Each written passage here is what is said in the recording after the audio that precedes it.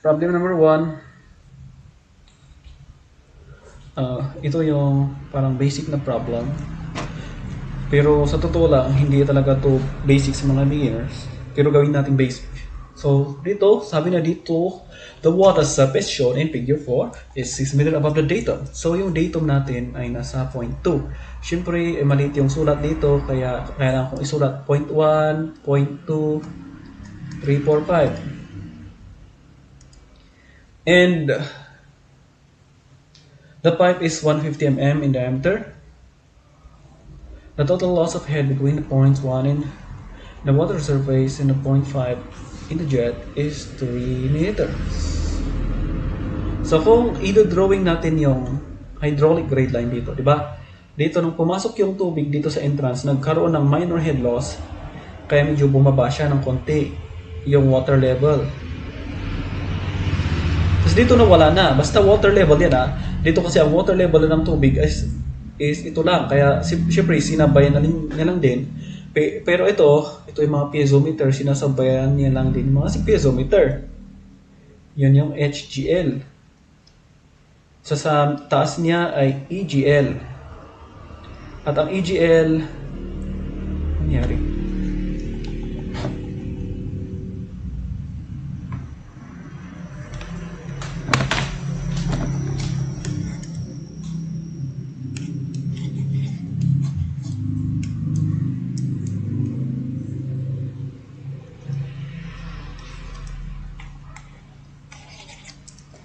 Hindi na gumagano.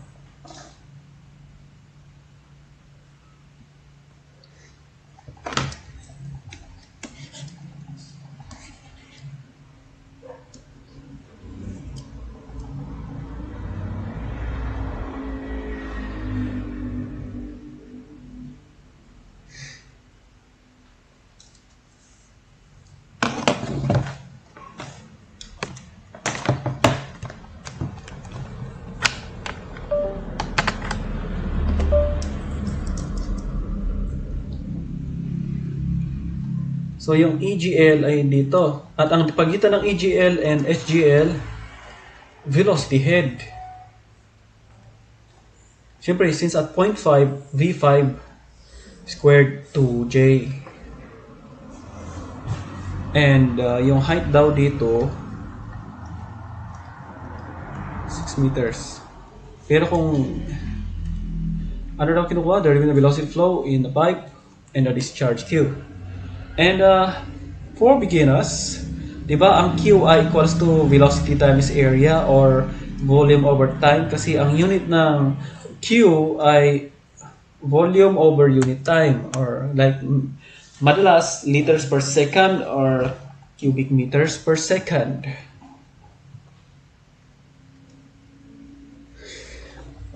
And kahit man kung paiba-iba ang diameter ng pipe, for example ito, ganyang pipe, mataba, tapos naging payat, tapos naging mataba, naging payat, parehas pa rin ang Q dito. So ang Q dito sa point 2, same siya sa Q dito, same din sa Q dito, parehas lahat. Basta equal, basta iisang linya ng pipe yan. Pero once na ang pipe ay, let's say, ganyan, iisang pipe, tapos biglang nag-divide ng dalawang branch, syempre, madi-divide ng pipe.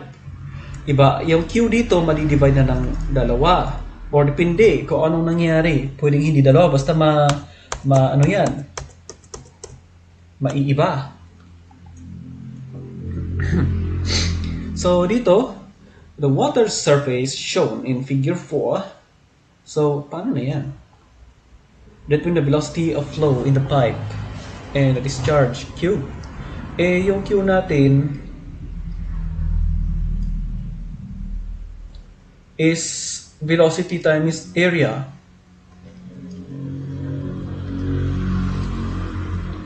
And yung area, siyempre circle, di ba? Pero wala tayong Q and V. Yun yung dalawang hinahanap. At this time, try natin munang mag-Bernoulli's equation.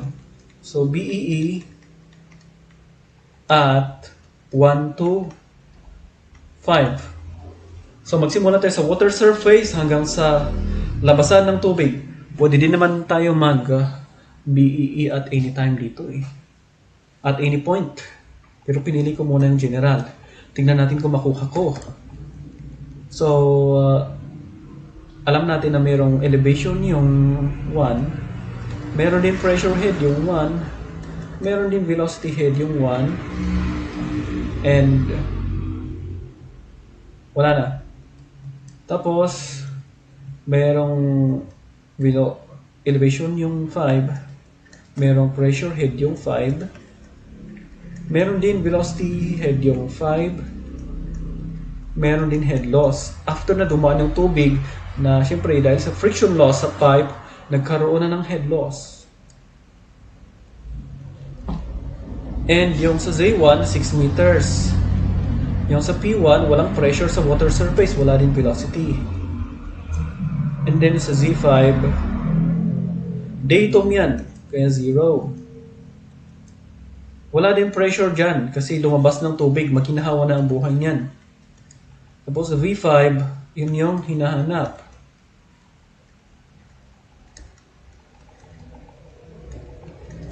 Plus HL.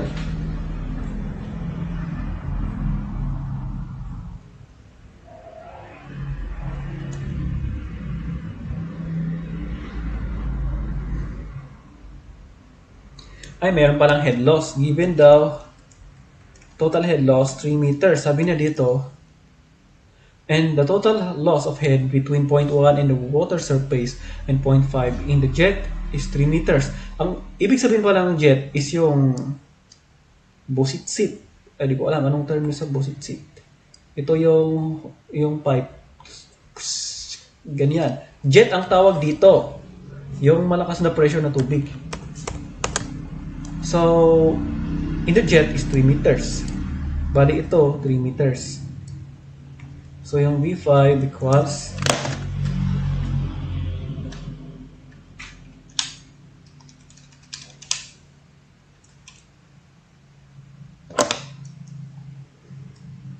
7.672 meter per second.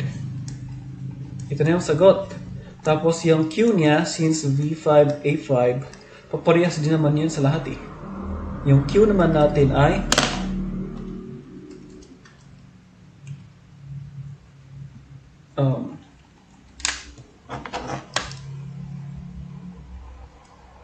0.356 meter cube per second. So, yan. Finished.